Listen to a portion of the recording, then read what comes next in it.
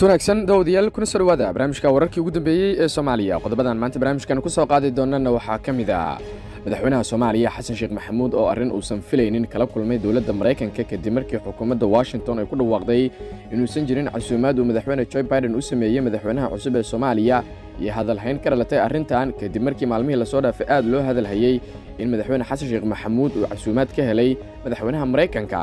Ra'iisul Wasaare Roble oo markii ugu horeysay barnaamijka keenay waxa sababay khilaafkii soo kala dhex galay isaga iyo madaxweyne Farmaajo iyo cidda ka dambeysay dagaalkooda oo uu fashiliyay. Cabdiraxmaan Cabdishakuur oo si niyad jab leh uga hadlay guuldaradii uu kala kulmay doorashada madaxweynaha xilli uu shaaciyay in laga qaatay lacagihii ugu badnaa isla markaana ay xildhibaanada ka codeeyeen. Ra'iisul Wasaare Roblena waxa uu Imaaraadka ku wareejiyay lacagtii horey looga xayiray iyo Imaaraadka oo durbadiiba lacagtii ku soo celiyay Soomaaliya xilli shaki weyn uu ka dhashay talabada lama filaanka ah ee ay qaaday xukuumadda Dubai iyo maamulka gobolka Gedo oo si adag uga hor yimid qorshe uu Axmed Madoobe damacsan yahay isla markaana uu soo marsiisanayo madaxweynaha cusub Xasan Sheekh Maxamuud.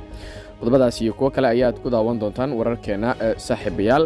fadlan share gareeya oo la sii wadaaga muuqaaladan saaxiibadiina kale idinkugu jira baraha bulshada. aad iyo aad ayaad u mahadsantihiin. waana Jimco taariikhdu ay ku beegan tahay 20 bisha shanaad ee May sanada 2022 aynu ku bilowno wararkeena. madaxweynaha cusub ee Soomaaliya Xasan Sheekh Maxamuud ayaa arrin lama filaan waxa uu kala kulmay dawladda Mareykanka kadib markii Mareykanku uu sheegay in uusan jirin casuumaad uu madaxweynaha Mareykanka Joe Biden u fidiyay madaxweynaha cusub ee Soomaaliya iyadoo arrintaasi maalmihii la soo dhaafay la hadal hayay. safaaradda Mareykanka ee Muqdisho ayaa ka jawaabtay warar labadii maalmood ee u dambeysay qabsaday baraha bulshada oo sheegayay in madaxweynaha Mareykanka Joe Biden uu casuumaad rasmi ah u soo diray madaxweynaha Soomaaliya mudane Xasan Sheekh Maxamuud. safaaradda ayaa qoraal kooban oo ay soo dhigtay Twitter-ka ku sheegtay in ay cadeynayso in waqtigan la joogo aysan jirin casuumaad rasmi ah oo ka timid madaxweynaha Mareykanka oo loo soo diray madaxweynaha Soomaaliya si uu u booqdo caasimadda Mareykanka ee Washington DC. safaaradda ayaa intaas ku dartay in dawladda Mareykanka ay ka warhayso in madaxweynaha Soomaaliya uu hadda aad ugu mashquulsan yahay dhismaha dawladdiisa cusub. madaxweyne Xasan Sheekh Maxamuud oo la doortay 15 May ayaa waxa uu waday kulamo siyaasadeed iyo la tashiyo la xiriira magacaabista ra'iisul wasaaraha Soomaaliya welina xilka kalama wareegin madaxweyne Farmaajo ilaa hadda ku sugan madaxtooyada.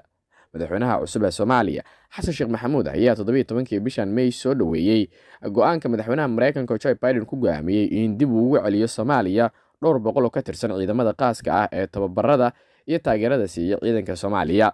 fariin lagu qoray barta Twitter-ka madaxtooyada ayaa lagu sheegay in dawladda Soomaaliya ay Mareykanka u aragto waddan iskaashi la isku haleyn karo la Soomaaliya marka ay noqoto baadigoobka Soomaaliya ugu jirto xasilooni iyo dhinaca la dagaalanka argagixisada. madaxweynaha Mareykanka Biden ayaa saxiixay amar boqolaal askari oo Mareykan ah dib loogu soo celinayo Soomaaliya si ay uga hortagaan kooxda shabaab oo khatar weyn ku ah dawladnimada ee Soomaaliya. saraakiisha militariga Mareykanka ayaa hore u sheegay in dagaalkii shabaab uu wiiqay go'aankii uu madaxweyne hore ee Mareykanka Donald Trump uu ciidamada Mareykanka uga saaray Soomaaliya. arrintan ayaana hadda lama filaan ku noqotay madaxweyne Xasan Sheekh Maxamuud oo filayay in uu safarkiisa ugu horeeyo ku tago dalkaasi marka Mareykanka.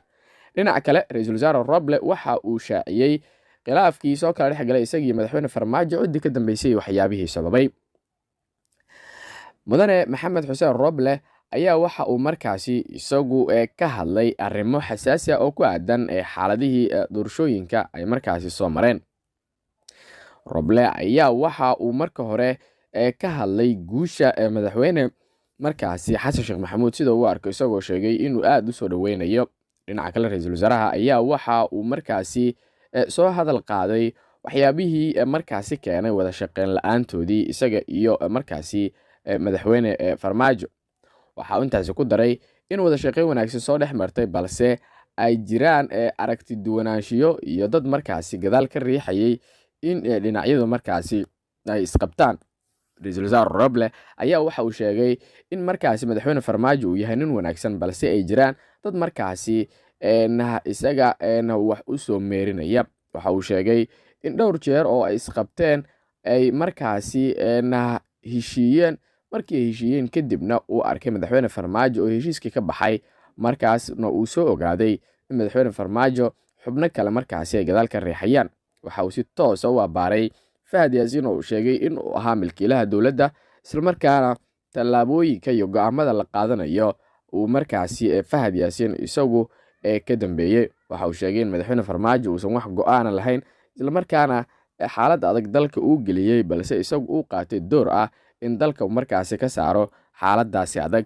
Wasaar Roble ayaa sidoo kale waxa uu sheegay in Ikraan Tahliil dadkii ka dambeeyey ay markaasi dowladda madax ka ahaayeen.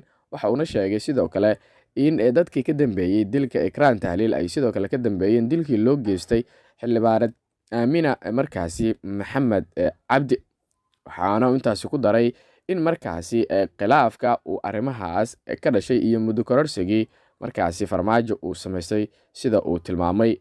Waxa uuna sheegay in marnaba uusan isagu raalli ka ahayn waxyaabihii uu ku kacayay Farmaajo, sida weeraradii uu geystay madaxweynayaashii hore ee dalka markaasi Xasan Sheekh Maxamuud iyo weliba sidoo kale Sheekh Shariif. waxa uuna tilmaamay in waxyaabahaas oo idil hadda markaasi ay soo dhammaadeen, isla markaana hadda doorasho la galay, dalkana madaxweyne uu yeeshay. Hagaag Cabdiraxmaan Cabdishakuur waxa uu shaaciyey in uu jiray heshiis hoose oo midowga murashaxiinta ay gaareen si loo taageero murashaxa tartanka ee ku hormara si looga adkaado madaxweynaha xilka kasii degaya. Cabdiraxmaan Cabdishakuur oo niyad jabsan ayaa sheegay in xildhibaano badan uu ku tashanaya ay garabkiisa ka baxeen, waxaana xogan la helay ay sheegayaan in Cabdiraxmaan Cabdishakuur laga qaatay lacago fara badan isla markaana xildhibaanada ay ka codeeyeen. Masar Cabdiraxmaan waxa uu sheegay in Xasan Sheekh Maxamuud ay codka ugu wareejiyeen heshiiskii ay hore u gaareen darteed, isagoo meesha ka saaray in uu jiro isbahaysi qabiil oo loo taageeray madaxweynaha cusub. Xasan Sheekh Maxamuud ayaa wareegii u dambeeyey markaasi isugu soo hareen Farmaajo waxa uu taageero ballaaran ka helay saaxiibadiisa midowga murashaxiinta oo uu qayb ka ahaa madaxweynaha Puntland oo codad badan markaasi haystay. Madaxweyne Xasan Sheekh Maxamuud ayaana noqday madaxweynihii ugu horeeyey oo mar labaad markaasi ku soo noqday xukunka dalka. Cabdiraxmaan Cabdishakuur waxa uu tilmaamay in markaasi siyaasaddu ay tahay wax aad u xanuun badan, isla markaana xildhibaano aad ku tashanaysay ay mar qura garbahaaga ka baxaan, taasi oo markaasi uu sheegay in ay tahay caqabad xoog leh oo mararka qaarkood markaasi ku soo wajahaysa. hagaag barnaamijka wararkii ugu dambeeyay ee Soomaaliya ayaad la socotaan. Dowladda Imaaraadka Carabta ayaa waxay shaacisay in Soomaaliya ugu deeqday lacag gaaraysa 9.5 milyan, taasi oo gargaar bani'aadanimo oo degdeg ah. deeqdan oo amarkeedu bixiyay madaxweynaha cusub ee Imaaraadka Sheekh Maxamed bin Zayed ayaa qayb ka noqon doonta taakulada dadka saameynta weyn ku reebeen abaaruhu xilli xaalad abaareed ee dalka kasii darayso. Imaaraadka Carabta ayaa sheegay in ujeedadoodu ay tahay inay ka qayb qaataan daboolidda baahiyaha dadka Soomaaliyeed. Arrintan ayaa imaanaysa saacado kadib markii lacagtii dowladda Imaaraadka Carabta ee dowladda Soomaaliya ay xayirtay bishii Abriil 2018 la fasaxay iyadoo lagu wareejiyay safiirka dalkaasi ee Muqdisho. Qoraal ka soo baxay xafiiska ra'iisul wasaaraha waxaa lagu yiri xukuumadda federaalka Soomaaliya waxa ay si rasmi ah ugu wareejisay dowladda Imaaraadka Carabta lacag dhan 9.6 milyan oo dollarka Mareykanka ah oo horey looga xayiray. sii deynta lacagtaas oo dhan 9.6 milyan markaasi shalay ayaa timid go'aan ka soo baxay maxkamadda gobolka Banaadir oo lagu amray in la fasaxo lacagtaas sida ay noo xaqiijinayaan la wareejiyo. kadib go'aankaas ayaa ra'iisul wasaare Maxamed Xuseen Roble waxa uu lacagta ku wareejiyay safiirka Imaaraadka Muqdisho Maxamed Axmed Al Uthman. ra'iisul wasaaraha ayaa markaasi 7 Janaayo 2022 dowladda Imaaraadka Carabta siiyay raaligelin. haddaba waxa markaasi soo ifbaxday in Imaaraadka lacagtii markaasi lagu wareejiyay ay iyadoo markaasi dib ugu soo celisay dowladda federaalka ah ee Soomaaliya, taasi oo cadeynaysa in markii horeba Imaaraadka uu markaasi lacagta Soomaaliya u soo waday, maadaama aysan saacado badan u dhaxaynin markii lagu wareejiyay safiirka Imaaraadka lacagtaas iyo markii Imaaraadka madaxdooda ay amreen in lacagtaasi gargaar ahaan Soomaaliya loo siiyo.